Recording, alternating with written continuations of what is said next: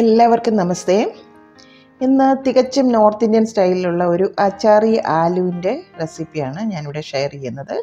നമ്മുടെ പൊട്ടറ്റോ ഉപയോഗിച്ചിട്ടുള്ള ഒരു നോർത്ത് ഇന്ത്യൻ ഡിഷാണ്. ഒരു ഫ്രൈ പാനിലേക്ക് 1/2 ടീസ്പൂൺ ജീരകം ചേർത്ത് കൊടുക്കാം. ഒരു 10-15 കുരുമുളക്, 1 ടീസ്പൂൺ കടുക്, 1 ടീസ്പൂൺ മുഴുവൻ മല്ലി, 1/2 ടീസ്പൂൺ ഉലുവ, 1/2 ടീസ്പൂൺ പെരിഞ്ജീരകം, ഒരു 4 കാശ്മീരി ചില്ലി. ഇത്രയും ചേർത്ത് ഒന്ന് മണം വരുന്നിടം വരെ ഡ്രൈ റോസ്റ്റ് ചെയ്തെടുക്കാം. ഇതിപ്പോൾ എല്ലാം അത്യാവശ്യത്തിനൊന്ന് മൂത്തിട്ടുണ്ട്. ഇനി ഫ്ലെയിം ഓഫാക്കാം. ഇതിപ്പം നമ്മുടെ മിക്സഡ് ഡ്രൈ ജാറിൽ ചേർത്തിട്ട് തണുത്തതിന് ശേഷം അല്പം തരിതരിപ്പായിട്ട് തന്നെ വേണം ഇത് പൊടിച്ചെടുക്കാനായിട്ട്. ഇതുപോലെ പൊടിച്ചെടുക്കണം. ഇതിനെ നമുക്ക് മാറ്റി വെക്കാം. ഇനി ഒരു ഫ്രൈ പാനിലേക്ക് 2 ടേബിൾ സ്പൂൺ കടുകെണ്ണ ചേർത്ത് കൊടുക്കാം. ഈ ഒരു ഡിഷിന് കടുകെണ്ണ തന്നെ ഉപയോഗിക്കുന്നതായിരിക്കും നല്ലത്. കടുകെണ്ണയുടെ ഒരു ഫ്ലേവറാണ് ഈ ഒരു ഡിഷിൻ്റെ പ്രത്യേകതയും. ഞാൻ പറഞ്ഞല്ലോ, ഒരു നോർത്ത് ഇന്ത്യൻ ഡിഷാണല്ലോ. പറ്റുമെങ്കിൽ മസ്റ്റർഡ് ഓയിൽ തന്നെ യൂസ് ചെയ്യണം. അതല്ലെങ്കിൽ നിങ്ങളുടെ ഇഷ്ടാനുസരണം വെജിറ്റബിൾ ഓയിൽ വേണമെങ്കിലും യൂസ് ചെയ്യാം. വെളിച്ചെണ്ണ ഉപയോഗിക്കാത്തതായിരിക്കും നല്ലത്. കടുകെണ്ണ ആയതുകൊണ്ട് തന്നെ നല്ലവണ്ണം ചൂടായി ഫ്യൂംസൊക്കെ വന്നതിന് ശേഷം അതിലോട്ട് 1 ടീസ്പൂൺ മഞ്ഞൾപ്പൊടി ചേർക്കാം. അതിനുശേഷം ഒരു 11 ബേബി പൊട്ടറ്റോ ആണ് ഞാൻ എടുത്തിട്ടുള്ളത്. അതല്ലെങ്കിൽ വലിയ പൊട്ടറ്റോ ആണെങ്കിൽ നിങ്ങൾക്ക് കട്ട് ചെയ്തും ഇത് ചെയ്യാം കേട്ടോ. ഇതിപ്പോൾ ഉപ്പ് ചേർത്ത് ഒന്ന് പുഴുങ്ങിയെടുത്തിട്ടുള്ളതാണ്. അതും കൂടി ചേർത്ത് ഒന്ന് നന്നായിട്ട് റോസ്റ്റ് ചെയ്തെടുക്കണം. പുറമൊക്കെ നല്ല ഒരു ഗോൾഡൻ ബ്രൗൺ കളർ ആകുന്നിടം വരെ ഒന്ന് റോസ്റ്റ് ആക്കണം. ഉപ്പ് ചേർത്ത് നമ്മൾ സ്റ്റീം ചെയ്തതാണെങ്കിലും അല്പം ഉപ്പും കൂടി നമുക്ക് ചേർക്കണം. കാരണം നമ്മൾ മസാലയൊക്കെ ചേർക്കുന്നതല്ലേ.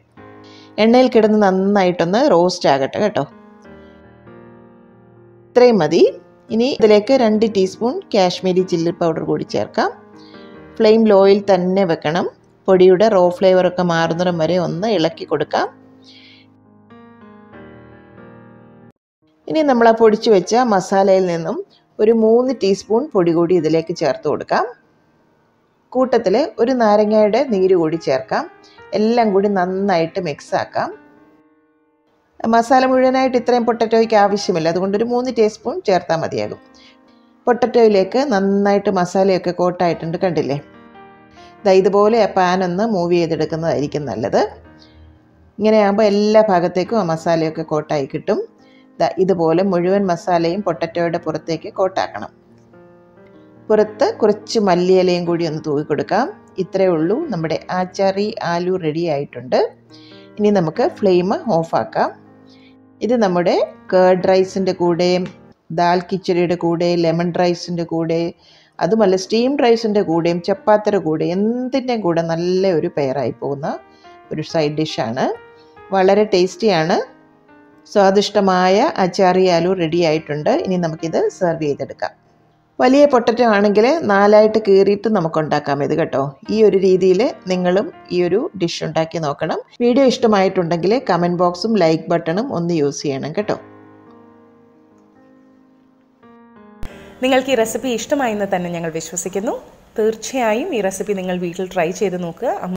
നമ്മുടെ ഈ വീഡിയോ കണ്ടുകൊണ്ടിരിക്കുന്നവരാരെങ്കിലും നമ്മുടെ സബ്സ്ക്രൈബേഴ്സ് അല്ലെങ്കിൽ തീർച്ചയായും ആ സബ്സ്ക്രൈബ് ബട്ടൺ കൂടി ഒന്ന് ക്ലിക്ക് ചെയ്യുക. നമ്മുടെ വീഡിയോ ഇഷ്ടമായാൽ ലൈക്ക് ബട്ടണും ക്ലിക്ക് ചെയ്യുക. ഫ്രണ്ട്സും ഫാമിലിയും ഒക്കെയായി ഷെയർ ചെയ്യുക. കറി വിത്ത് അമ്മ സപ്പോർട്ട് ചെയ്യുന്ന എല്ലാവർക്കും 1000 നന്ദിയുണ്ട്.